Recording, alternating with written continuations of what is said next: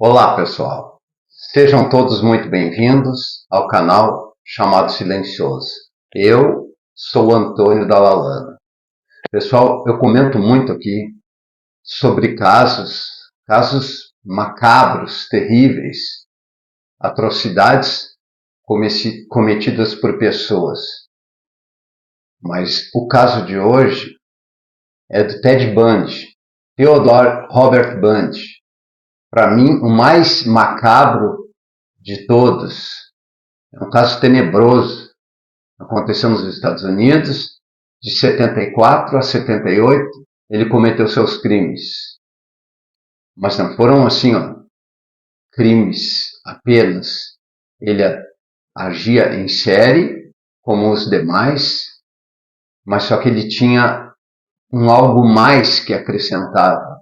Ele deixava suas vítimas na floresta, escondia e voltava no outro dia e voltava a ter relações. Muitas vezes ele levava coberta, tapava as suas vítimas, penteava o cabelo e ia indo até chegar num estado que elas não tinham mais condições ou que algum animal já estava comendo a carne delas. O cara, para mim, é o mais macabro dos macabros. Eu estive estudando um pouco sobre o que foi a vida desse cara. Com 5 anos de idade, ele descobriu que a irmã mais velha dele era a mãe dele. Ocorre que ela era mãe solteira, procurou um lar como mãe solteira, teve seu bebê, e aí os seus avós, o pai e a mãe de sua mãe, levaram ela e acolheram o menino e registraram como se fosse seu filho.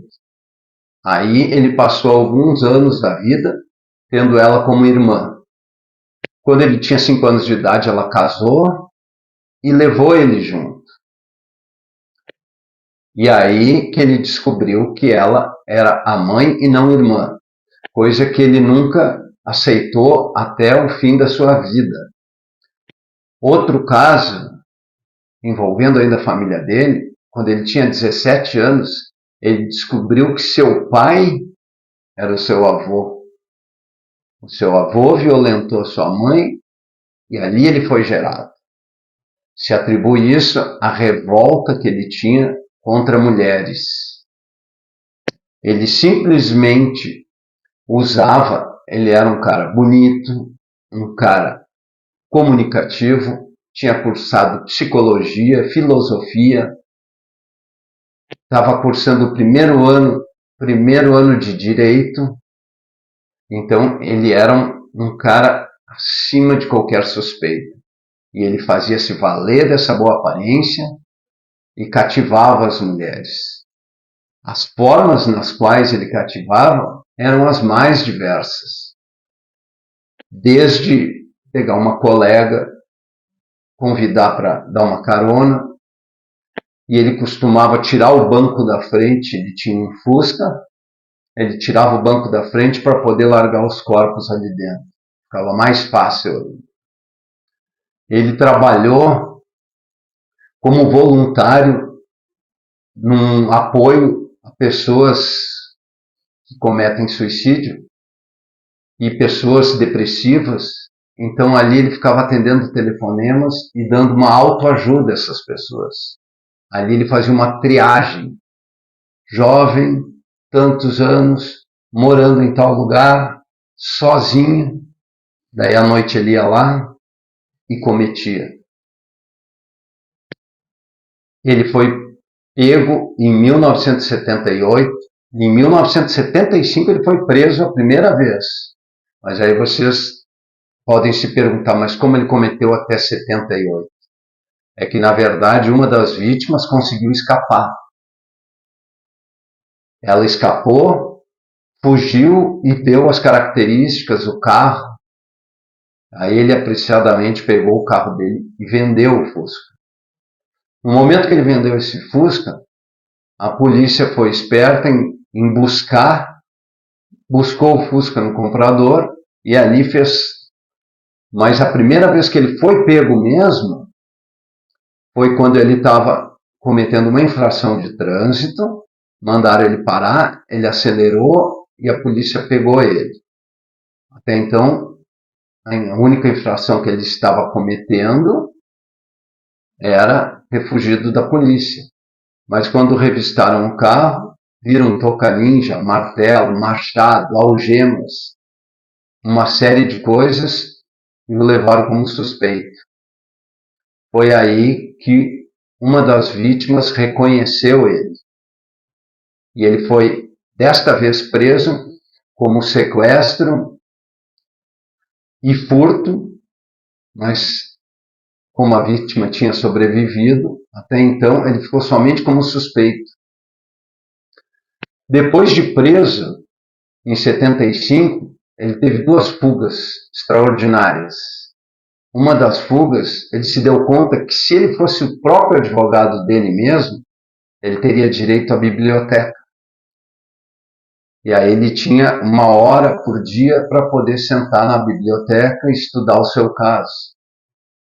Da biblioteca ele começou a analisar janelas e pulou do 2º andar. Foi a primeira fuga dele. Conseguiu ficar 6 dias ainda fora em fuga. A segunda fuga foi mais extraordinária ainda, porque foi já lá no fim, em 78, ele pegou, estava deitado na sua cela e prestou atenção numa luminária quadradinha. Ele tirou aquela luminária e viu que se ele tivesse mais magro, ele passava por dentro da luminária. Ele emagreceu 10 quilos. 10 quilos, conseguiu passar pelaquela luminária, escapou e conseguiu ainda fazer 3 vítimas, lamentavelmente. Eu particularmente, eu digo assim, ó, este tipo de pessoa deveria ter uma prisão especial para que eles fossem estudados. Eles deveriam ter uma pena perpétua, isto é minha opinião, uma pena perpétua para que estudantes de psiquiatria, psicologia e outros pudessem estudar a mente desse tipo de pessoa e talvez buscar antes, no meio da sociedade, essas sociopatias, psicopatias. Pessoal, eu indico vocês, sabe, num dos livros que eu li, não é uma publicação brasileira, ali diz que quando ele tinha 14 anos de idade, ele já tinha tirado a vida de um menino de 8. Então as coisas são muito mais amplas. Ele foi condenado por 26 crimes, confessou 30, mas dizem que os crimes passam de 36 e outros falam mais. Tem vários filmes, vários documentários que eu aconselho vocês a verem, sabe? É uma coisa da realidade. Aconteceu, vocês vão ver, é um cara bonito, bem disposto, mas macabro, cruel. Tá, pessoal? Fica meu recadinho para vocês. Ted Bundy, 24 de janeiro de 1989, foi executado na cadeira elétrica. Vão lá e confiram. Um abraço.